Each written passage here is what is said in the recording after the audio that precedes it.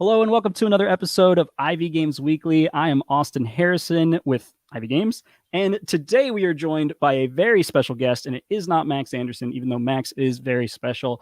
It is Brendan McCaskell. Brendan, thanks so much for being on the show today. Hey, yeah, thanks for having me. Sorry, I had you playing on a different window because the podcast just started. We're good now, though. I do that to myself all the time, and I'm like trying to very covertly mute or just destroy my entire window because I have so many tabs. Just find the tab that has the audio playing. It's the worst game I play. Zach is also here. Sorry, Zach, didn't introduce I'm also you. here. I also exist here on the show.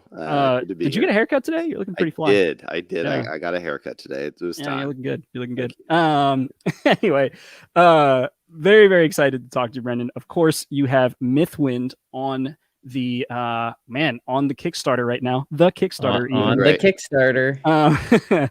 Mythwind, I mean, it has so many things that just seem different to me that when you said you were going to be on the show, I was like, easy show. We're gonna have so much to talk about. Let's get into it. I love it. Yeah. Zach, actually, I think you had some thoughts that you wanted to start with. Well, not thoughts, but I think let's start out. Let's just get people acquainted with what the game is, just in case they're here and they don't know what it is. There's these great 4 pillars that you talk about in some of your videos, but I'd love it if you just quickly kind of walk us through what the game is and take us through these pillars. Yeah, absolutely. So, hey, everyone. Thank you, Austin and Zach, for having me here. This is great. Mythwind, it's it's kind of a different game. It's a persistent world game where you take on the role of a unique character and you're invited into this magical valley where you're kind of instructed and help to help build up a community. And we call it Mythwind Valley. And so, as Zach was mentioning, we have these 4 gameplay pillars. You can see kind of at the top of our Kickstarter page, there's persistent world, asymmetrical characters, and cooperative town building, kind of all held together by an emerging narrative. The persistent world piece, maybe we're kind of familiar with that in a sense, in the way of legacy campaign games that kind of continue from session to session. The kind of unique hook with Mythwind is, well, one, you're not destroying anything; everything's permanent.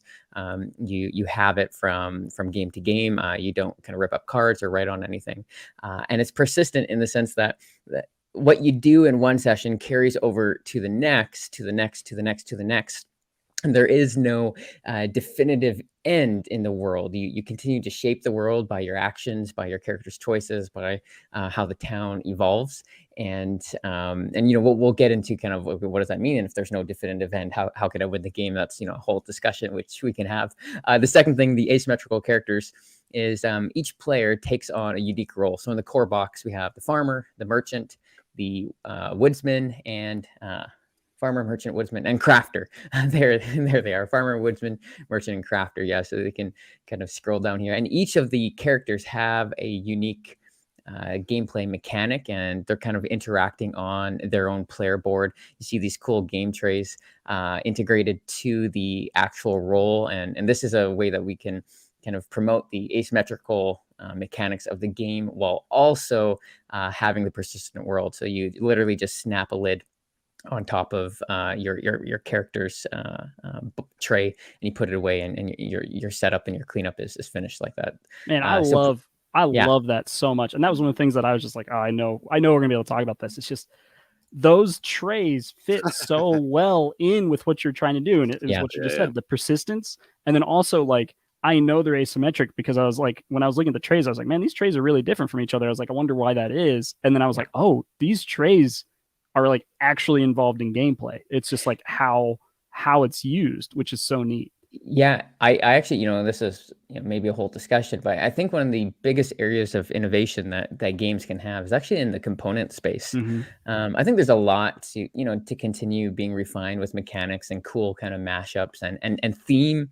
I think theme and story is a whole area of exploration, and I know you guys are interested in that. And obviously, Mythwind, Acario's other projects I am, but I think mechanics is this components is this untapped thing. So we've worked with game trays for months, actually leading up to launch, where it wasn't just here's a component list, build a tray for everything to fit in. It was here's our gameplay. How can we build a tray to not only store these pieces, but actually enhance the game. And so that was like, it was a fun process at times, kind of like challenging, but like really, really cool and rewarding to see. Yeah, I mean, it looks fantastic. Like, and I love that integration. And I feel like I've been seeing it more and more of just this like integration of like storage, but also as like function in the game itself. Yes. And it's wonderful and something that I think we'll be looking to do in our future releases a little bit.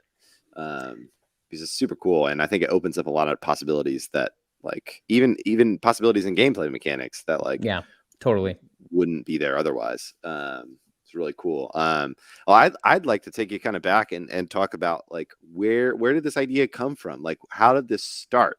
Like, did you set out like to make this game specifically, or like where did the inkling, the core idea begin? Yeah, so I probably not a very exciting thing, but my wife and I were sitting on the couch playing some Stardew Valley, and I was just like, why isn't there a board game like this? and I looked and I was like, well, there isn't anything. And so when I think of Stardew Valley, you know, if Zach, I hear you're a fan of it. I am. I'm bringing up my farm right now. Well, I'm a fan. I'm just not as big of a fan. Yeah, different level of fan. Level. Yeah. When I think about it and when I play it, you know, there's a couple experiences, right? There's this sense of like chill vibe, where you're not necessarily rushed to do anything, but you have fun doing stuff and getting better at things as you do it more. And so some people, when you talk to them about a game like Stardew Valley or Harvest Moon or Animal Crossing, you're like, they ask a question like, why are you doing what you're doing? And the player of those games is like, because it's fun. You do them so that you can get stuff, so that you can do it better. So that you can, look at that on the phone. It's winter. It's winter in my farm right now, so it looks pretty bad. But and you got the greenhouse though. You got all kinds of buildings running. Ancient fruit planted somewhere. Do you got? Yeah. So it I'm in it. It's like year 2 winter right now in this current playthrough. So so fun. I got my brewery going. I know, it's so cool, right? And you get and anyways, so that idea that idea and that like vibe is what I kind of sought out to do with Mythwind. And because I couldn't find something like that, it's really kind of grown since then. And when I originally pitched it to my boss, he's like, he heard the pitch. He's like, oh, it's kind of like a bonsai tree of board games, isn't it? Bonsai tree. You take it out, you prune it, and then you put it away. You take it out, you prune it, you put it away. In a sense, Mythwind can be played like that a lot, where you can take it out, quick setup, you play a couple days, play a couple in-game seasons, and store it away. Or, maybe you leave it on your table, kind of like a puzzle in essence, right? Where, you do a couple days here or there, a couple seasons here or there, and you put it away. And so you have this kind of cool kind of evolution and growth. And, one of the other gameplay pillars, this cooperative town building. So each player takes on a unique role, but everyone's working together to build up the town together. And there's kind of like they're independent of one another. So the town is progressing at its own rate, and then each of the characters are progressing. So, Zach, if you start a game by yourself, and you can play a couple seasons, and then Austin, you could jump in and join him halfway through. That I love. I didn't know that. Okay, and see, this is something I need to actually highlight more, because it's very hot swappable, kind of what I'm looking forward to, right? So I'll probably play this game with my wife the most. We'll sit down and we have 4 characters in the core box. We'll each start with a character, and then I'll get bored of a character faster than she will, and so I'll switch to a new character. But the story of the town and all the progress that we've made in town is still there. And so you can kind of swap in and out. Yeah, I love that. So this is splitting hairs a little bit, but are you also a fan of Animal Crossing as well? Or do you like... So I just got a Switch, I think like when the pandemic hit. And I didn't get Animal Crossing. I know everyone was getting Animal Crossing, but I was still on Breath of the Wild. I was on Breath of the Wild. I was just playing that. So my only 2 games I really play on the Switch, Breath of the Wild and Hades. Nice. Oh, Hades. So. I wish Max was here. One of our other game designers. He's like all in on Hades. We are like currently we're currently in the prototype stage of like designing a game that feels like Hades. That's great. Like that's like we could talk about that some other time. Yeah, no, but, I stole something from them for Ikarios, not as a last minute, but I was like, oh, this should be better, and this was because of Hades. So yeah, great game. Nice. Great Speaking game. of Stars of Cars, I wanted to go backwards a little bit. If you don't know who Brendan is, this is not his first game. In fact, you've done 2 other games. We didn't really talk about your first game that much, but Stars of Cars. Yeah, you shouldn't talk about that. Oh, okay. Well, I didn't know. No, you can. So I want to talk about Stars of Cars though, because that's what I'm super excited about. Not to say I'm not excited about Mythwind, I am, but I am not as big of a Stardew Valley fan like Zach is, as I am a Gloomhaven or Star Wars X-Wing fan, and literally that is how I've heard it described. So I was like, well, backing that in a heartbeat, because that sounds like my jam. And obviously we made Moonrakers, so space is in our blood as well. And so I was really, really excited to kind of just like talk to you just, about how you approach games and just in general. But the big difference is this is a campaign, but it does have an end, right? Like there is a win condition. Like you can win this game. Am I wrong? Yeah, no, totally. There is a big old 200-page scenario book that comes with Stars of Ikarios. And so it's a fail forward system. One of the things I hated about Gloomhaven, and I didn't actually follow, was having to repeat missions. I was always like, nope, we win this mission, on to the next. We did. And so anyways, it is a kind of a classic campaign game with an end. In branching narrative. And so the vibe with Ikarios was this idea of like, how can we capture can you go to starsofikarios.com? It looks way better on there. Sure. We can look at the Kickstarter, but if you go to starsofikarios.com, you can see all the pretty stuff. I'm all about seeing stuff. Yeah. And so ooh. Nice. Yeah, everything's looking prettier here. So it's really kind of this big Mass Effect vibe, space combat, space exploration, world exploration. Companion app. Nice. Yeah, and the app is, one, it's 100% optional. The scenario book, 100% optional. Nice. Yeah, but gotta have it. The cool thing with it is we're letting people create their own scenarios to share with the community. Oh, cool. So they it's like their whole kind of custom creation app. That is really neat. Yeah. Are you, so anyways, are you a fan of oh no, I've forgotten it. It is a space sandbox game, Zaya. Legends of Drift. Zaya, that's the same guy who made Iridia. Yes, it is. Yes, it is. Iridia. Yeah. Iridia. I've never played it. I'm a fan from afar. I played it for the first time at Gen Con. Highly recommend. How was it? Oh, it was incredible. I really, really had a blast. So I think totally different game than yours. Obviously, it's a sandbox game without a campaign. This is obviously a campaign game. Not comparing the two at all. But I think because of your creation of this game, you would also enjoy Zaya. I think it's Zaya. I always say Zia, but anyway, back to Mythwind. I just wanted to give people, spoiler. I wanted to give people a little bit of just like a background on who you are, leading into this game, of it not really, having an ending. Like, you have this amazing, and I have to touch on it, Zach, I'm going to do it now.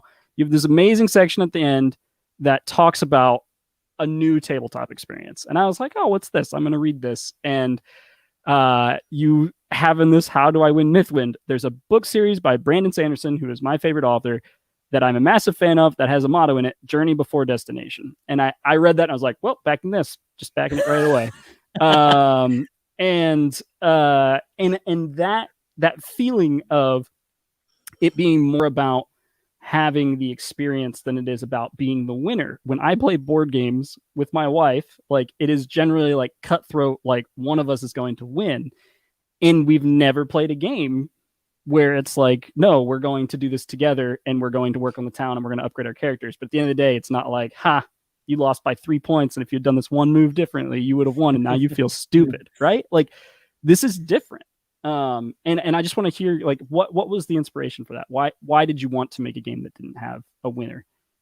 Yeah, so it honestly had to do with kind of capturing the Stardew Valley vibe. Like, that was the kind of the genesis. And so with that kind of as the driving ethos of like, okay, the experience I want, because I come at game design always from an experience I want to capture, instead of from like a mechanic or whatever it is. And then I, build backwards. It's like, okay, when people sit down to play, Mythwind, what is the experience that I want them to capture or to feel?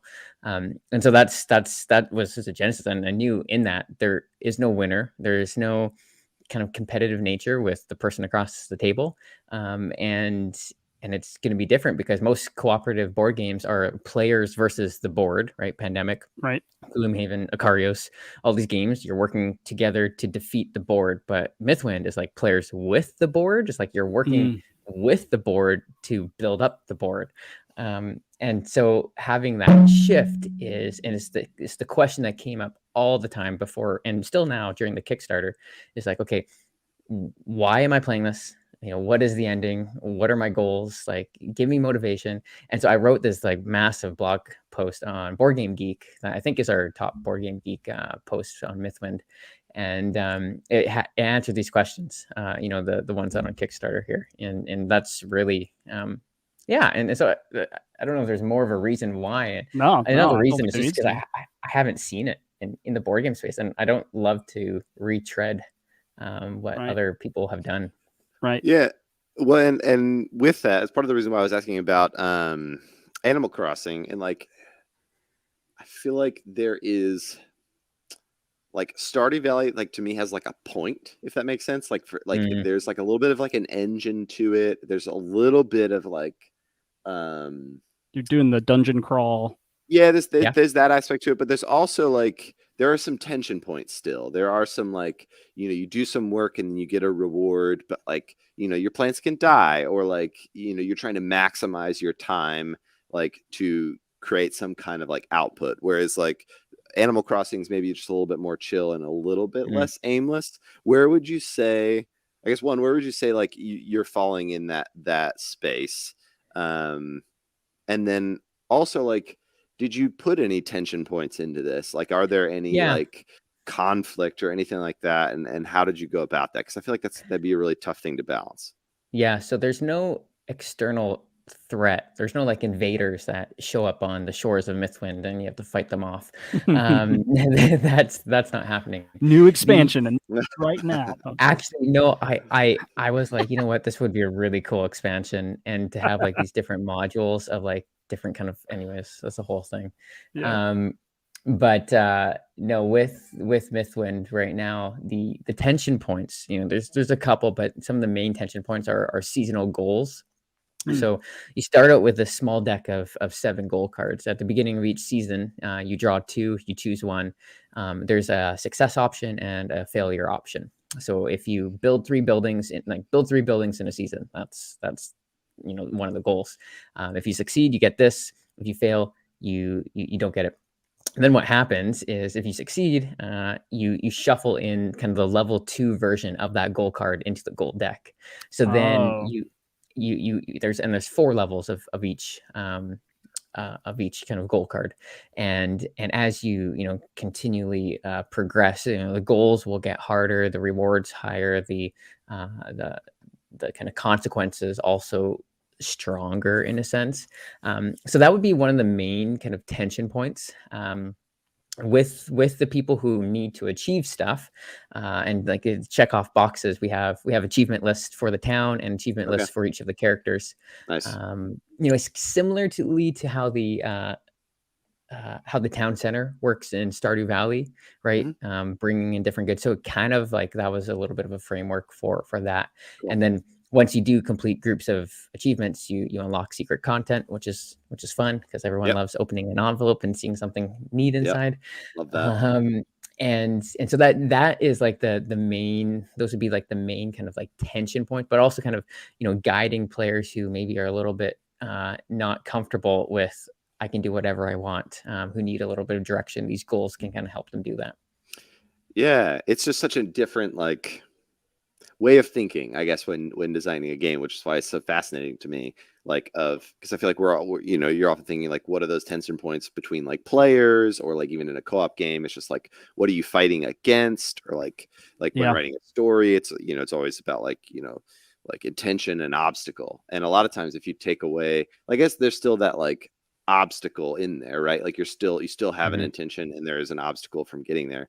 But like when I don't know, it's just such like I wouldn't think I would like a thing like this, but I do, and it's just like I'm trying to like put my finger on why. Going back to like pandemic, what you're talking about, Zach. It's like I feel the need because of the intensity to do the best thing each person can do on their turn, and that leads to me quarterbacking, and it's why I don't like pandemic.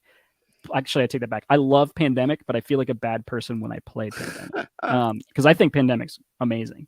But I feel like, I mean, if you don't hit a goal in a season, it doesn't go away. You can hit it next season, right? Yes, exactly. So I feel like I would just be like, like, could I quarterback this and us maybe get one more goal this season? Probably. Am I going to like make my wife sad because I tell her how to play? And plus my wife beats me at half the games we play anyway, so it's probably not going to happen.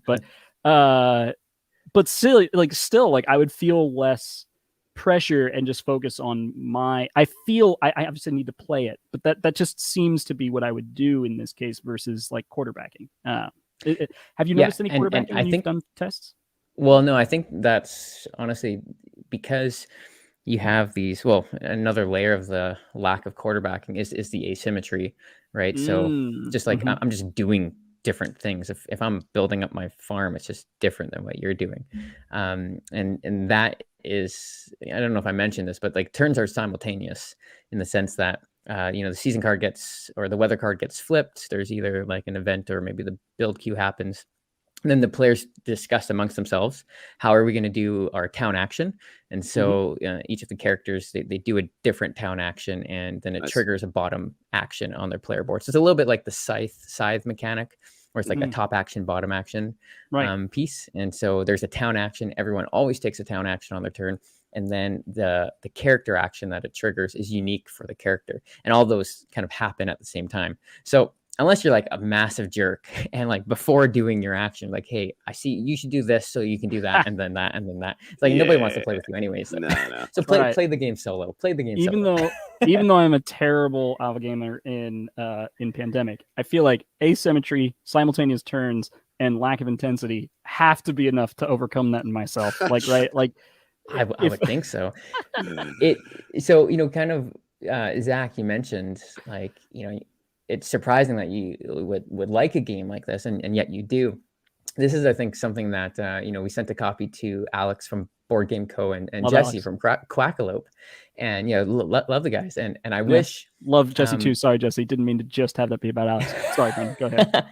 And I wish I wish we had given them a little bit more, because it's interesting hearing the feedback. It's like this love it or hate it, and in a sense, I think there's going to be people who play the game and they're like, well, this isn't for me, and hey, that's okay.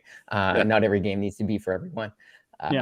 But there's also this kind of like grasping of like, okay, hey, but like, what's the point? And I actually think to answer that question, you actually just need to spend time with it.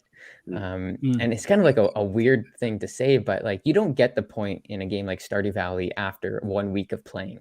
1 week of playing, you're like, okay, sort of, I know I should do this. But then it's like something happens day in, day out. You're like, oh, should I like go and, I don't know, make dinner? It's like, no, I'm going to play another day. And then you keep on going, right? That's dangerous. Totally.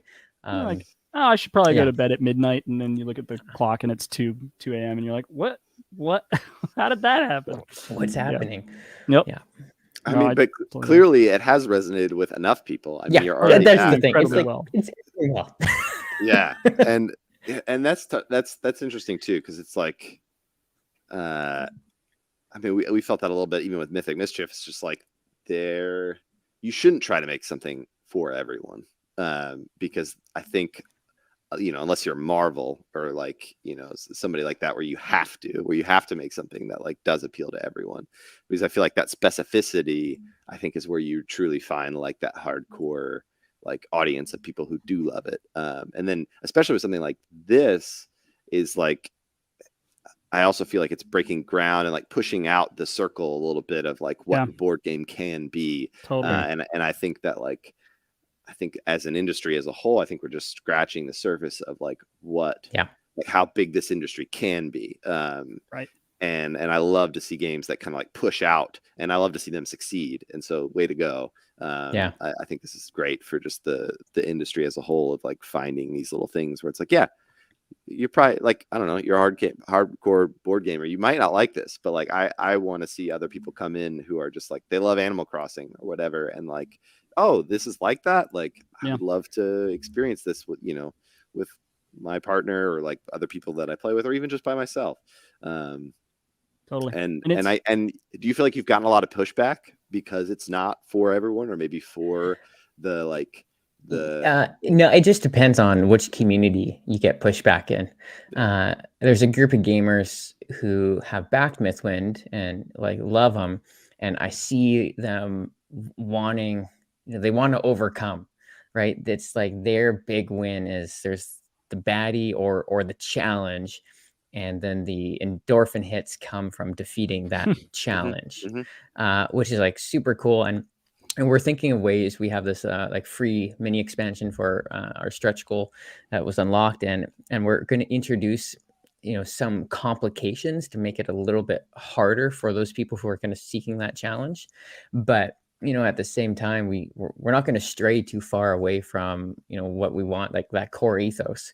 And so it is this, it's a thing. And you know, reading negative comments, it hurts sometimes, just because we're emotionally invested in our campaigns, right? Yep. But it's something that, you know, love everyone's feedback, even if it is painful sometimes. Yeah, and I imagine your two audiences for your games are very, very different. Oh my gosh, different. Like, there can't be a ton of crossover between people that want to do a space campaign game and a farm village, like experiential asymmetric experiential game. I actually didn't realize how little crossover there was until we've been seeing the numbers of like return backers, and it's like, it's quite low.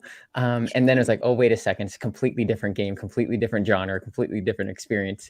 And then I'm like, oh, that was kind of stupid for us to like do something so different instead of like building on our audience base. But hey, you know what? We did it. No, I mean, just think how much bigger your audience will be next time, because you have so diverse of an audience now. We'll do a sci-fi town builder. There it is. Perfect. It's a space with an asymmetrical builder. It's perfect. Camp. Yeah, there it is. Speaking of your different campaigns, we did have a question from the audience from Dane. Yeah. He said, just getting on here, but question for Brendan. Any lessons learned from your first two campaigns that you injected into this one? And I'm sure there's a million, but do you have like a primary thing that just really stands out to you? Yeah, this is awesome. Let me answer you, Dane. But also, there's someone in the comments just before this, Kevin. I'm looking on YouTube right here. He's saying that a lot of what we discussed right now should have been more highlighted on the campaign page. Hey, Kevin, write that in the comment section, please. Please let me know. What are we talking about? Cool. So yeah, back to Dane. Any lessons from the first two campaigns that you injected? So the first campaign I was working a full-time job, and I was like, hey, board games are cool, Kickstarter's cool, people are doing this, let's try it. Fortnite just got popular, and before Fortnite got popular, there was a game called PUBG. I don't know if anyone ever played it. And I was like, this is a big genre, and let's make a board game about it. So I did like this kind of Fortnite PUBG knockoff game called Last One Standing. Raised like $28,000, solo effort, me, and then I hired this Russian artist, and that was it. So I learned a lot, but it's just so different than Stars of Icarios. I was inside of a board game company, had some resources, had some people backed, and I had a friend ask me the day before what my wildest dreams of, like, hey, if you reach this number, what what would it be? And it's like, I said, $250,000 Canadian. If we get $250,000 campaign throughout the whole campaign, I'd be so happy. And we did that like in the first day of Stars of Icarios. And so because I hadn't planned for like big success, we were kind of left reeling a little bit. And then I ended up doing things that I shouldn't have done an Italian or Spanish translation. And we have spent way more money than necessary to offer those two. But hey, we did them. Hey, that sounds like exactly what we did on Veiled Fate and kind of Mythic Mischief. So totally with you on the language versions there. Yeah, it's a tough bucket. And then with Icarios, we have because it's so narrative driven, I think our word count is up to like the Hunger Games book level. So it's like 114,000 words or something like that. Woo. Branching narrative. So hey, if you're at home, you're like, oh no, you don't have to read it all if you got the game. That's amazing. Yeah. So there's a lot of like community expectations it's the biggest thing as a creator. When you go to Kickstarter, it's one thing to have like a product and a nice page and a nice video, but actually the hardest thing is how do you manage and interact with our our fans, our community's expectations on us. Those are things that I think I'm learning. If you were here with the beginning of the Mythwind campaign, made a little mistake, try to fix it quickly. But there's always going to be learnings. And so I think honestly, that's probably the biggest area. Yep. So I'd like to talk. So we talked about the like kind of beginning of this, but like the middle, like when you've got a prototype and you're play testing. What was that? What were those early play tests like of this game? Yeah, like bad, like always, right? Yeah.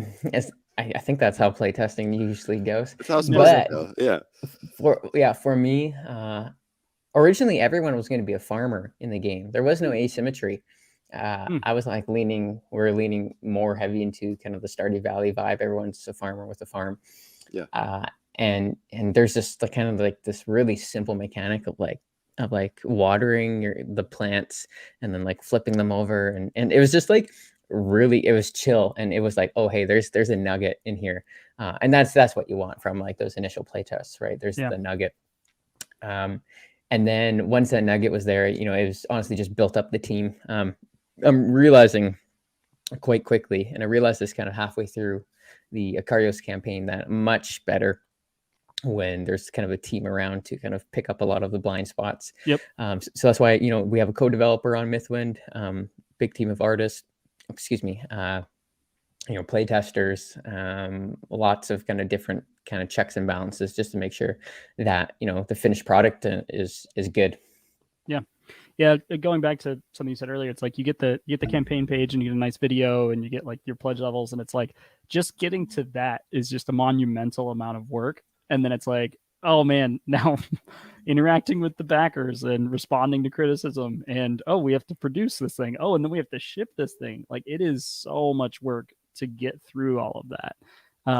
And it's just like people see the tip of the iceberg, right? And it's wild that is the way it is. But you said something during playtesting about the nugget, chasing that fun, and that's something that we talk about all the time. It's like, I'm always the person that's like, no, I want to hold on to this idea that I really like. And Zach's like, no, we got to chase the fun. Is there anything that you really wanted to hold on to in this game, Mythwind, that you had to let go just because it wasn't as fun as the an alternative? Yeah. So originally we had this massive interdependence between the characters. So the crafter was the builder at first, and they were the one that built all the buildings in town. And the farmer was the one that provided the food for the town. And it sounds awesome on the surface. We even had some backers comment. It's like, hey, why isn't it like this? And and it was like, hey, we've gone down this road, and even with kind of like a intuitive AI system covering the players when they're not there, the interdependence that gets built actually kind of destroys the vision for the game. If all we intended Mythwind to be was like a one core box, and there's 4 characters and there's a set story that never grows or expands, then 100% we would have leaned into it. But we have an expansion that's going to be releasing with the game. We hope to do really well. So then in a year and a half, 2 years, we can go back on Kickstarter and release, another, like continue to grow the story. Cause I think people are going to want to experience more of the world that we're building. And because of these things, like we have this kind of vision in mind. It's like, okay, you know what? The fun actually does grow when we remove those feelings of, oh shoot, if only you were the crafter, then you could be doing this. And also kind of, we speak about quarterbacking. As soon as you get those strong interdependencies, there's massive. Hey, I need you to go build this. You need to do that on your next. Yeah, there's potential for frustration, right? And that's the opposite. That's the opposite of what we're going for. Right. Nah, yeah, I love that. So I'm curious about this like emerging narrative. You have like so many branches that you can go in like all this different narrative. How in the world did you go about play testing all of that? Yeah. Okay, King's Dilemma. Have you guys played it? Nope. Oh, it's cool. You should play it, by the way. Yeah. If you can get it, you have to have like 4 more people for it to be fun. But they trademarked something. They trademarked their dilemma system, which we're not using. But their idea of how their event deck unfolds. So basically, they have kind of concurrent stories that kind of get shuffled in, and their deck grows and kind of shrinks as the gameplay happens. And with Mythwind, I was like, okay, that's neat. So the event deck actually starts, there's in the core box, we have 160 cards, but I think it starts with like 10 cards in it. Because what happens, you work your way through the tutorial, and then one of the first cards after the tutorial, it asks a question, and there's some story, and then it says, if your culture is higher than your production, then shuffle in these cards. If your production is higher than your culture, shuffle in these cards. So instead of it being like this, do you choose to do this or choose to do this kind of narrative branch, it actually says, hey, what is the state of the town that you've built? So what are the story, or what are the ways that you've made your town? So if you've chosen to focus on building that monument, then your culture is going to be higher. And so if that's the case, then the story of your town is going to be this. And then there's a different narrative. And so we have kind of our trunk and our branches. And so there's this trunk storyline, which isn't just one storyline. There's kind of like, it kind of can split and comes back together always. So, and then there's branching storylines that kind of get shuffled into the events deck. So you don't experience an event every day of Mythwind, but we're still balancing this, but it's in between 5 and 7-ish events per season. And so, and you don't know the order, right? So you're shuffling in these cards into your event deck. And so it might be part of this kind of main trunk story, or this main or these separate branches. And so that's like the structure of it. As far as, to answer your question, Zach, I haven't even answered your question. How did we go about doing this? There's this wonderful piece of software called Twine. And Twine is, Oh, okay. You're so for those, building something on Twine right now. I literally was in Twine before this conversation started. So that's hilarious. Great. Okay, so for those of you who don't know what Twine is, it's like one of the best free ways to build a branching narrative, like a choose your own adventure kind of thing. It's so nice. You can kind of visualize how everything is kind of going in and out. And so honestly, that's the way that we kind of wrap our mind around, and then it's just iterations of real play on top of that. Nice. Oh, that's great.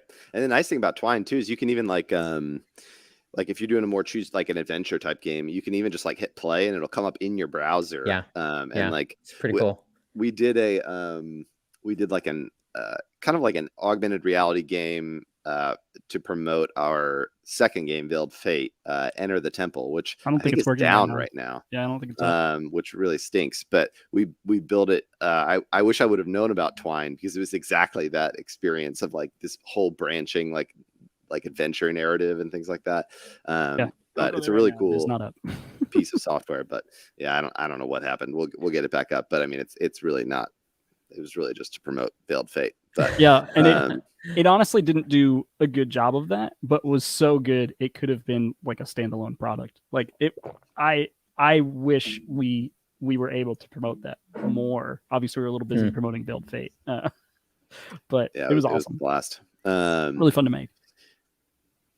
Yeah, so I'm trying. I that's all my questions about. Do you have anything more on Mythwind? I have some other more general questions. I do. So let's hit that one real quick, and then we'll come back. All right. So there is currently something that you're basically in the middle of, or already like pretty far on, but you're designing that 5th character expansion that you just had mentioned as something that you are going to do more of in the future as well. But this one you're designing with the community, and I love that on Mythic Mischief, we let them pick the factions, but we didn't design it with them because honestly, that's just really, really hard to do.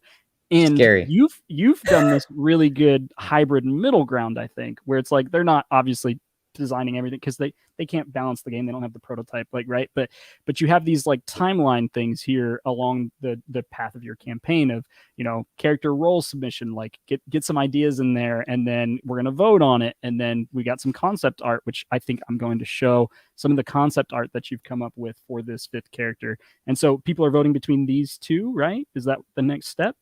Yeah, so it's kind of, in a sense, it's like a throwback to earlier Kickstarter campaigns, where like stuff like this used to be a lot more prominent on Kickstarter, like community engagement and whatnot. And I love it because it's fun, even though people get sometimes too invested and then, you know, hurt when the answer doesn't go their way. But I think overall it's fun. So yeah, initially we had a brainstorm of all the different character roles that people had. My personal favorite was like town drunk or something, and I was like, we didn't include it. But then Nathan and I, we went through and we chose our favorite 5. Nice. Ones that would fit, and it's interesting because the most popular one was like a druid, was like a wizard type thing, and we were like, hey. And we explained this was like, you know, for our first generation kind of Mythwind group, a magic user actually doesn't like make a lot of sense. Like thematically, it doesn't make sense for this state. And we've talked about internally about leaning into magic, but we wanted to do that in the future. And so, you know, we ourselves chose kind of 5, and not the most popular, but the one that ended up getting voted on was the Innkeeper, which is really cool. And then we actually had 3 pieces of artwork, but then we narrowed it down to 2, and there's a vote on BGG right now. Nice. And I think number 2 is going to win. That is my bet. I mean, I love this Innkeeper. Very like, it looks almost piratey, but not really piratey. But I love the mugs, and she's just got them strapped almost like it's a bandolier of mugs. Yeah, which I thought was wonderful. That's really cool. I think it's awesome. It's gonna be. I think they're gonna both be like neat miniatures as well. Yeah, I mean, obviously you have the mechanic brainstorm and the painted character reveal, but as soon as the campaign ends, I mean, you're going to be going into overdrive on this thing because it's like you gotta figure out with game trays. All right, what's this game tray going to look like, and what's the board going to look like? So yeah, it's always an adventure, getting new things in and balancing. But I mean, I'm so excited. Innkeeper sounds like such a fun role, and I think it'd be great. I have a few that I could start with, but Innkeeper sounds like the one I would want to start with. It sounds super fun. But yeah, go ahead, Zach. Oh, I was gonna say this is just a very random thought that I just had. So I don't know if you saw this. Stardew Valley, because Serendip did like this speed run challenge. Where they invited like all these influencers to like they had like a certain goals that they had to do, and they all competed on teams like so you could do it faster. Have you thought at all about speed runs in this game? Yeah, you know, so there's a couple of achievements that are kind of like mini speed runs. So I'm trying to think of some, but like it's like build or do X amount of things in 2 seasons, right? So it's these next 2 seasons I'm going to optimize to do these things. But it is interesting to think about, hey, who, like at the end of year 5, your in-game year 5, like how much gold do you have and how many buildings have you built, right? Like you could do those types of things where it is like this it turns the game into a competitive game, which is, you know, it's kind of interesting to think about. I know. And I also thought it was interesting that that Eric was like into that, because it seemed like the speed running aspect of it kind of seems like a little bit of the antithesis of like what the game is, you know, like it's like supposed to be this like relaxing experience, and then but then all these people take it and turn it into this like very not like I'm gonna min-max uber competitive everything, and like turn it into this kind of highly stressful like game. But it totally works, and it's really entertaining. and like I'm not into speed running, but like I'd be curious, if this type of game. I've never seen somebody like speed run a board game before, but it could be interesting to watch. Yeah, totally. I'm trying to think of board games that you even could speed run. See, I don't think you go right for a permadeath kill on Twilight Imperium. Is that like the speed run of TI4? Just like, and I'm gonna go to your home system. I feel like it only works with like co-op games or like narrative games where it's like there's an end point or some point you're trying to get to. And I don't think I would do like with Mythwind. I wouldn't do like a speed like real life time, but I would do like in-game time. Because I think you can measure it more, but then you would have people taking like 2-hour turns to optimize. Oh yeah, which is like, hey, whatever. Yeah. If you're into it, go for it. Totally. Yeah, you can play solo, right? Yes. Yeah. So let the solo players do that 2-hour optimization. There you go. You're right. Go for it, solo dude. You got this. Zach, you said you had some more general questions. Actually, real fast, just to wrap it up on Mythwind. Mythwind is going to be 16 more days. Holy goodness. I thought you were a lot closer to the end. Already almost 8,000 backers, 736,000 US. What is that in Canada? Oh, let's take a look. 910. You are getting very close to that million Canadian. That's very exciting. And kind of fun for us. Akarios did 920. For the whole campaign, so we're getting like close to that. That's great. Really neat. Whoa! Hey, thank you, Aaron. Quintanilla, he just backed the game. Aaron's the best. We won him over. Sorry, Aaron. Got him. Sorry, I didn't need to spend more money, but here you are. Sorry, we have not been good for Aaron's wallet over the years. That is for sure. Sorry, Aaron. But no, you're welcome, Aaron, because this game's gonna be great. Yeah. So you're crushing it. I mean, if this doesn't hit $1 million, and I do not want to jinx it, I would be extremely surprised. It's so unique from there's just like 3 or 4 different things I could call out here, but especially like the feeling, the end scenario not really being there, and then just I love the game trays integration. So really, really fun uniqueness there. And then also just, I mean, I've never seen a game that feels like this on Kickstarter before. And that alone justifies it breaking that threshold for me. So cool. Congrats on that. But yeah, Zach, you wanted to get into some more. So I just like with creators, it's always interesting for me to hear, like, is there any like way too early to talk about like just concepts or prototypes like rattling around? Yeah, totally. I have a I'm always like be as vague as you want to be. Yeah, no, so you don't have to talk about anything if you don't want to. I'm just like always curious. Yeah, for the people who know me and who've kind of been there with Akarios and now Mythwind. Everyone knows that, hey, Akarios were like in kind of mass production, finishing mass production. It's going to get on a boat hopefully soon. Going to get delivered, right? So that's like, it's kind of off of our hands. We can't deal with it. Mythwind, got this great team going for it. There's this idea I had a little while back and ended up bringing on an ex-Fantasy Flight guy, funnily enough, who was one of the designers on Star Wars X-Wing. Nice. Wow. And so he is he's currently designing a game which we haven't announced publicly, but think like if survival crafting Valheim. Vibe. Cool. Yeah. So but yeah, space. No, don't name space. Don't name space. No, not in space. But it's another kind of genre of game that I don't think has had a justice done in board games. So it's fun for me. I'm not like super active in it, but we have this game designer who's doing great stuff. There's an artist who's doing great stuff, and so it's great to kind of like provide a vision and ethos, and then to trust some really talented people to make something special. Yeah, that's great. Are there any like what's do you have like a white whale of games out there? Like Austin, like long term, he's like, he I think he'd be very sad if he didn't design a 4X game before he died. I'm already sad that I haven't designed a 4X game. Hey, that's great. So I honestly, I get most of my ideas from video games, which I don't know if it's a good thing or a bad thing, but it's definitely not a bad thing. It just is. So the next one I think I'm interested in is doing justice to like a total war style game. Oh wow, move to Nashville. Hang out with me all the time. Let's co-design. I'm all about co-design. Board games, Brandon Sanderson, X-Wing, best friends, like space, now Total War. Golly. So here's my thought that I think would be really neat with Total War, and it's really just been a thought. But I love kind of the macro, and I think you could do real fun stuff with macro, but then also do like, and it would have to be cooperative because I would just want it to be cooperative. But then to do micro battles like in a real cool tactical sense, I think you can marry the two in a way that would be epic. It's TI4 meets Warhammer. Like you but not really more elegant than both of those games.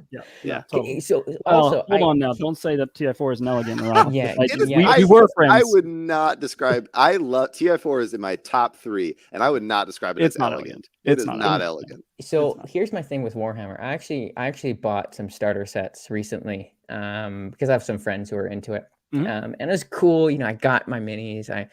Age of Sigmar, I had the Ogre Maw Tribe, massive monster things. It was really cool. Put them together, primed them, and then brought them for a session of play. Played for 4 hours, and during the whole time was bored out of my mind because the gameplay was terrible. And you proved me wrong. Lots of measuring. Oh my gosh! I got this thing I've never played, and it doesn't interest me. So there's no decision. And the decisions are actually just complications. They just add a gazillion rules. Anyways, it's like it's such a poorly designed game, but you can't touch it. I don't think you can touch it. Hot take. I love it. Sorry, we're all about hot takes. No. I know you wanted positive. I know you wanted positive, but no. That does not mean you can't have hot take. Probably have 800 people dropping their Mythwind flags right now. You're naysaying Games Workshop. No, get over here. That's so funny.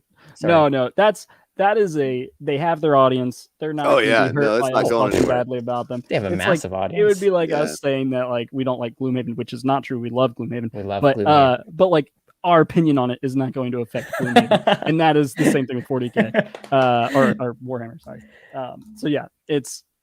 But do not worry about having a hot take about that. If you had a hot take about a small Kickstarter and you just like booed, I'd be like, hey, now let's not do that. But go for it. Game, punch up on Mischief. Oh, it's terrible. No, that's fine. Zach, I co-opted your line of questioning there. No, that's great. I mean, that's exactly what I was looking for. I love that. And it sounds like a great game, especially like really like the formations, because Total War has like the formations, right? That you can like set up people in different ways. So like army building, city, like base building. Yep. I don't know. It's cool. Like, it's ripe. You're building a base. You're trying to get like different like types of troops that you can use in like the small like skirmishes, but then and then you zoom back out, right? And then you're like, you're making your base, and you're building up, maybe getting into different. You heard it here first. Games and IV Games coming together.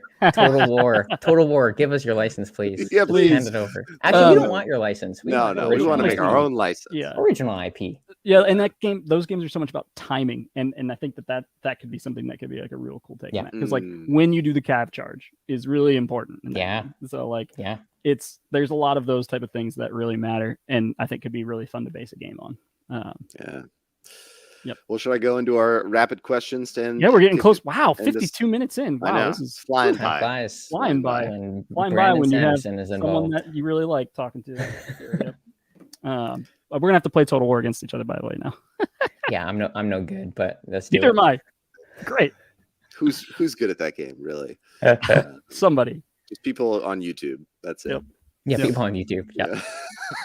All right, Zach. Every episode does rapid fire questions, and by every episode, we haven't done an interview episode in like a month and a half. But basically, these are questions you're supposed to answer top of mind really quickly. It'll be really simple things. And we could talk about the answers if we want, but they're just simple questions that we simple questions. I tweak them a little bit, but all right. First up, meeples or minis? Mini. It depends. Minis. Depends. Why does it depend? Just depends on the game. Yeah, it depends on how we chose. People wondering, why did we choose miniatures for Mythwind? Because you feel the characters much more. You're playing with them every time. Weightiness matters. Miniatures. But when would you do meeples then? Just a lighter game, or yeah, if you have a gazillion of them, Right. like And you don't want your game to cost what's $200. Kingdoms of the West Architects? Right. Yeah. That game, like miniatures would be stupid on that game. Sure. Yeah, that makes sense. Right. I love your minis, by the way. We didn't even talk about that. I especially love they're the wisps. I think the sprites. The sprites. Excuse me. Oh my goodness. Yes. Yeah. Scroll down. Show people Sprites these. Amazing. And you had some painted ones. Oh my goodness. In one of the videos, maybe I watched. They're also they're. Did I pass them? No, here they are. No, there they are. Oh, and go down. There's the painted ones. There they are. Oh, very nice. Great. I love it. Cool. Anyways. Beautiful work. I love this one. This is my favorite. I love the rock golem. That I would like. I saw that. I was like, oof, that's really nice. Yep, I love these. Very cool. All right, cool. Most recent tabletop game played that is not your own game. Yeah, my wife and I were playing through Jaws of the Lion right now. Nice. Oh, nice. How do you like that and My City? Okay. Oh, I've heard great things about My City. Yeah, My City's pretty good.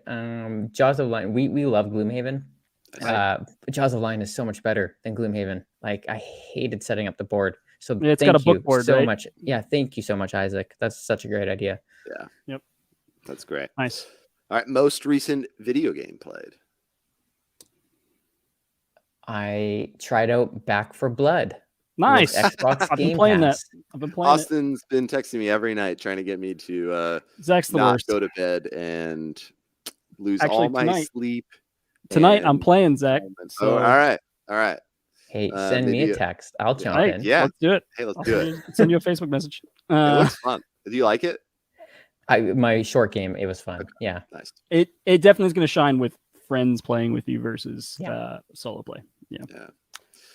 All right. Game that you own and are most excited about playing, but have not yet played. So like it's on your shelf, waiting to be shelf played. of shame, shelf of opportunity. Yeah, I have Destinies.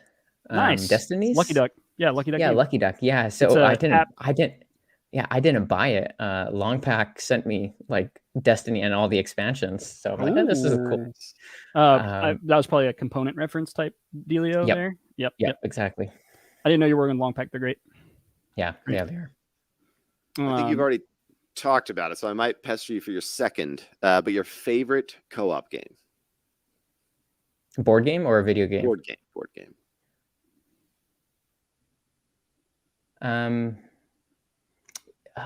Short-term experience. I loved Pandemic Legacy. Yep. One of the ones. Season 1. Yeah, one of the ones.